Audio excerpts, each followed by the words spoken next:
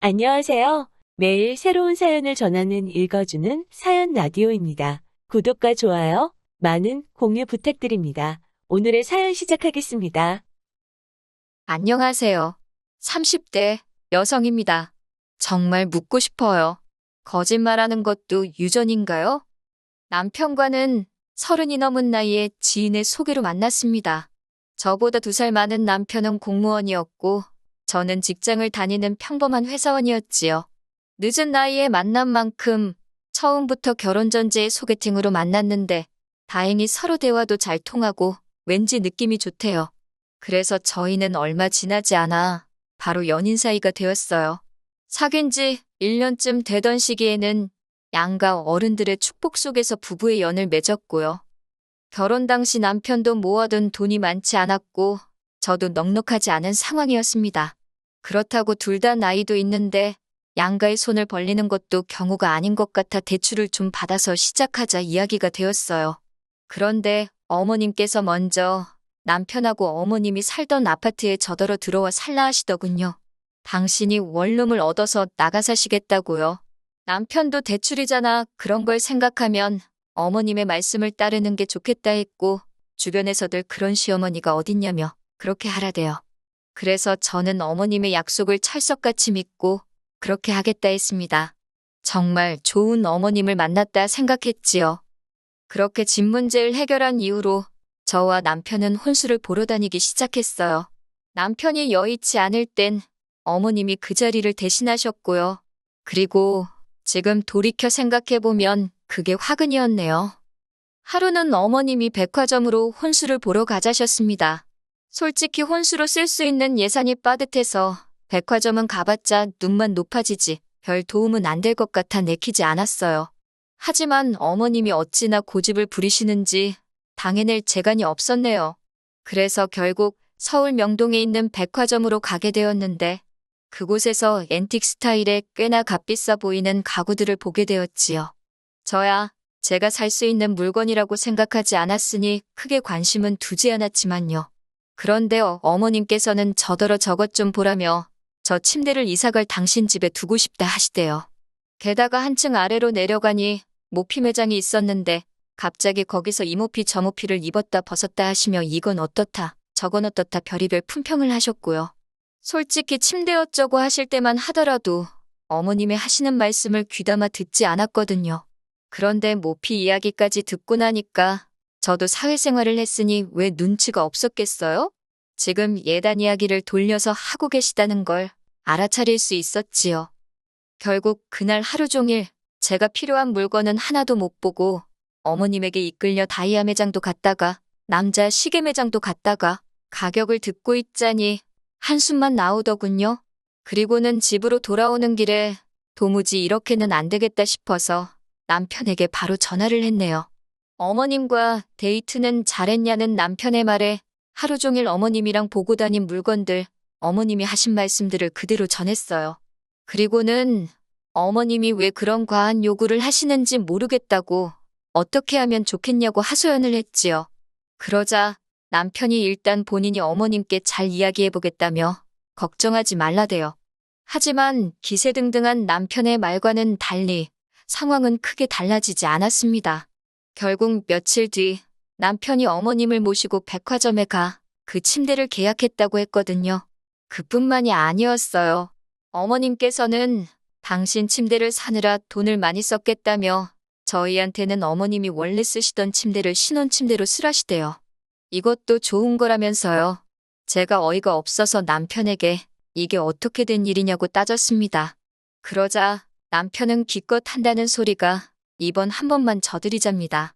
하나밖에 없는 아들 장가간다고 하니까 서운해서 심술 부리신 거라나요.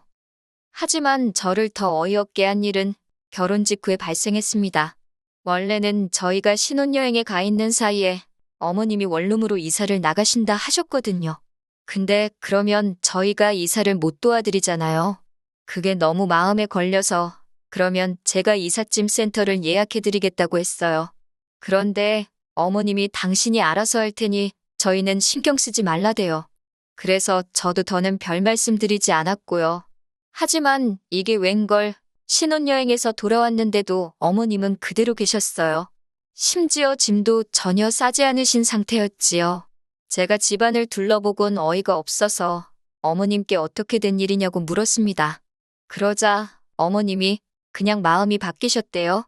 당신 나이도 들 만큼 들었는데 혼자 나가 살다가 쓰러지기라도 하면 어쩌냐고 무서워서 따로 살기 싫으시다나요. 황당하고 어이가 없어서 말도 안 나오더군요. 하지만 제가 그런 반응을 보이든지 말든지 어머님께선 신이 난 듯 말씀하시길 저희가 맞벌이인 만큼 당신이 살림도 많이 도와줄 거고 애를 낳으면 애도 도맡아 키워주시겠다고요. 하지만 아무리 생각해봐도 합가는 아니다 싶었어요.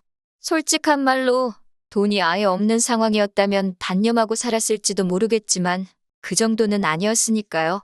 그리고 무엇보다 어머님이 처음부터 같이 살 생각이셨으면서 눈 가리고 아웅식으로 저를 속이신 것 같다는 의심을 떨칠 수가 없었네요. 그런 생각은 남편이라고 이런 상황이 올 것을 전혀 몰랐을까라는 불신으로 이어졌고요. 하지만 남편이 알고 있었다는 증거도 없었기에 뭐라 추궁하기도 어려웠고 결국 일단 눈앞에 닥친 상황을 먼저 해결하는 데 집중했습니다. 남편에게는 지금이라도 빨리 집을 알아보라고 나는 그동안 친정에 가 있겠다 했지요. 사실 친정에서 출퇴근을 하려면 왕복 2시간도 넘는 거리였고 그런 이유로 자취를 하고 있었던 거지만 그렇게 된 이상 별다른 수가 없었으니까요.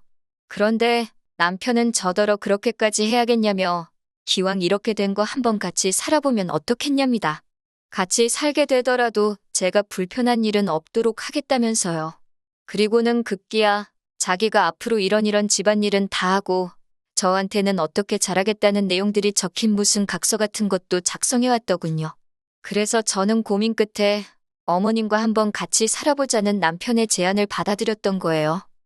하지만 어머님과 같이 살기로 한 지 하루 만에 저는 생각지도 못한 상황을 맞닥뜨렸습니다. 저나 남편 둘 다 아침을 안 먹는 사람들이거든요. 그런데 어머님은 그런 저희의 의사와는 상관없이 아들내외가 아침밥도 안 먹고 출근하는 게 안쓰럽다는 이유로 새벽 5시 반부터 자는 저를 깨우셨지요. 그리고는 그 일은 아침에 나물을 무치고 생선을 굽게 하시대요. 그뿐만이 아니었습니다. 어느덧 아침 7시가 되자 당신이 직접 저희 방으로 가서 남편을 깨우시더군요. 그런데 아침잠이 많은 남편이 일어나질 못하자 남편 볼에 당신 볼을 부비고 남편 엉덩이도 꼬집고 솔직히 너무 보기 흉했어요. 아무리 어머님 아들이라지만 엄연히 저랑 결혼한 사람인데 며느리가 보는 데서 그러는 건 좀 아니잖아요? 정말이지 아침부터 별꼴을 다 겪고 별꼴을 다 본다 싶어서 너무 짜증이 났네요. 그렇게 세 식구가 마주 앉았는데 입맛도 없고 결국 제가 어머님더러 저는 아침 안 먹어도 되니까 내일부터 깨우지 말아달라 말씀드렸습니다. 그리고는 출근 준비를 핑계로 먼저 식탁에서 일어났지요. 그러자 어머님이 제 뒤통수에다 대고 네가 먹고 안 먹고가 문제가 아니라 내 아들은 먹어야 할 거 아니냐입니다. 그래서 그럼 직접 챙겨 먹게 하시라고 받아쳐버렸네요. 그런데 바로 다음 날 어머님은 제가 한 말은 어디로 들으신 건지 아침을 차리자며 저를 또 깨우셨어요. 저는 못 들은 척 일어나지 않고 버텼는데 그러자 어머님이 너 때문에 네 남편이 굶어도 상관없다는 거냐며 신경질을 내시대요. 그래도 제가 끄떡도 안 하자 결국 어머님이 저더러 못됐다 하시더니 두고 보자며 방을 나가셨습니다. 솔직히 마음이 편치는 않더라고요. 결국 이리저리 뒤척이다가 안 되겠다 싶어서 방 밖으로 나갔어요. 그랬더니 세상에 남편은 또 언제 일어났는지 어머님하고 남편 둘이서만 식사를 하고 있더군요.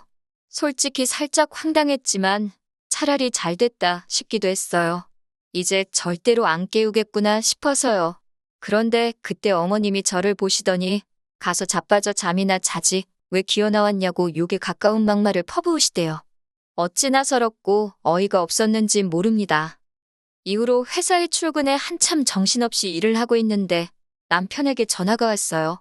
그리고는 기껏 한다는 소리가 저더러 아침부터 왜 그렇게 삐딱하게 행동을 하냐며 어머님이 그래도 넉살 좋게 저도 한 그릇 주세요 하면 어디가 덧나냐입니다. 듣자 하니 점점 속에서 화가 치밀어서 그딴 소리 할 거면 전화 끊으라고 했어요. 그랬더니 기왕 같이 살기로 마음을 먹었으면 어머님한테 잘 좀 하라나요. 사실 어머님의 이해할 수 없는 행동은 그뿐만이 아니었습니다.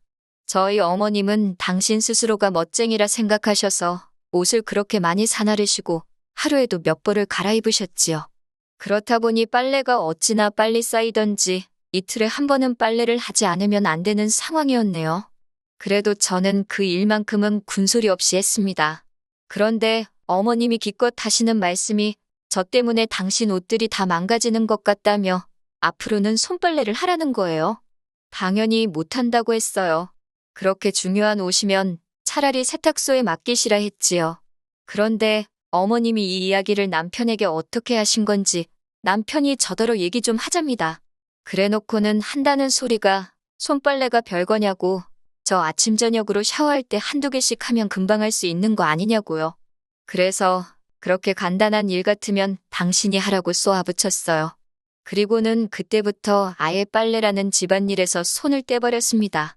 제 옷은 세탁소에 맡기거나 동네 빨래방에 가서 해버렸고, 남편 옷이나 어머님 옷은 얼마가 쌓이던 냄새가 나던 본 척도 안 했지요.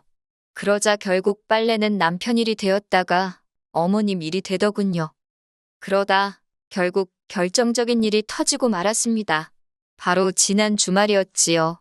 저희 부부는 처음부터 평일은 아내인 제가, 주말은 남편이 식사를 담당하기로 정한 상황이었어요. 그리고 그날도 어느 다른 주말처럼 남편이 점심을 차릴 준비를 하고 있었지요. 그런데 그날은 어머님이 갑자기 남편더러 평일 내내 일하고 주말에 뭐 하는 짓이냐며 남편더러 그러지 말고 방에 들어가서 자라고 하시는 거예요. 기어이 남편이 하고 있던 앞치마까지 뺏으시면서 말이에요. 그리고는 저를 부르시더니 저더러 국수를 좀 삶으랍니다. 냉장고에서 신김치도 꺼내고 이것도 하고 저것도 하고 한마디로 이래라 저래라. 제가 안 되겠다 싶어서 다시 남편을 불렀어요. 어머님께는 오늘은 남편이 담당하는 날이라고 설명해드렸고요. 그런데 어머님이 제가 하는 이야기를 딱 끊으시고는 아들이 부엌에 서 있는 거 보기 좋아하는 시애미는 세상 천지에 없답니다.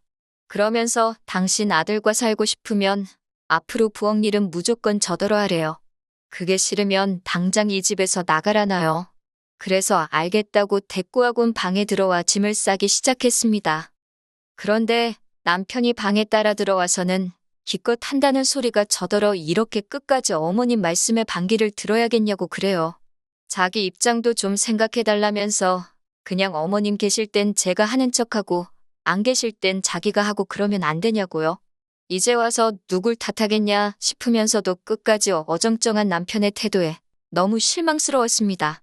그래서 그렇게는 못 살겠다 했어요. 그리고는 헤어지자 했습니다. 솔직히 그 순간 머릿속에선 별의별 생각이 다 들면서 동계산까지 하고 있었지요. 혼수라고 들인 가전이며 가구는 남편이 저에게 맡겨놓은 돈에서 닦아야겠다. 뭐 그런 계산들이요.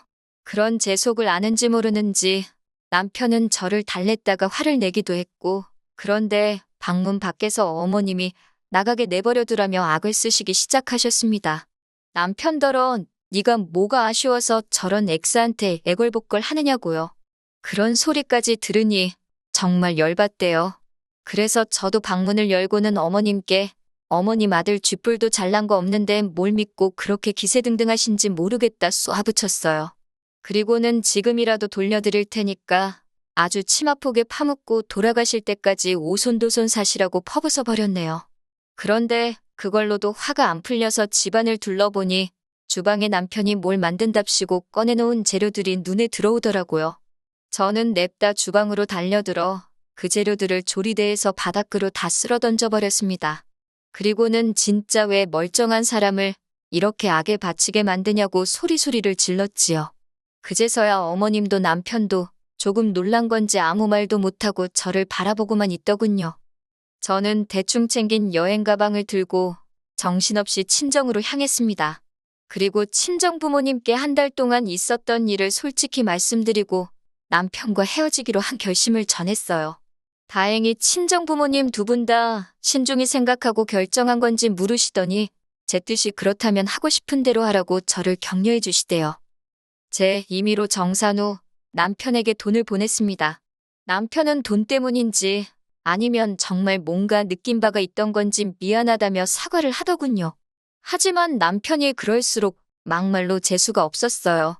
변명이랍시고 한다는 소리가 어머님하고 제가 친해졌으면 좋겠다고 생각했는데 제가 어머님한테 매정하게 구는 것 같아서 자기도 서운했다나요. 말 같지도 않아서 대꾸도 안 했네요. 오늘 이렇게 털어놓는 것을 마지막으로 2번 다시는 기억하고 싶지도 않아요. 그저 살면서 그냥 똥도 아니고 아주 질퍽한 똥 한번 제대로 밟은 셈치렵니다. 긴 이야기 들어주셔서 감사합니다. 오늘의 사연은 여기까지입니다. 구독과 좋아요, 알람 설정해주시면 앞으로 더 좋은 사연으로 찾아오겠습니다. 감사합니다.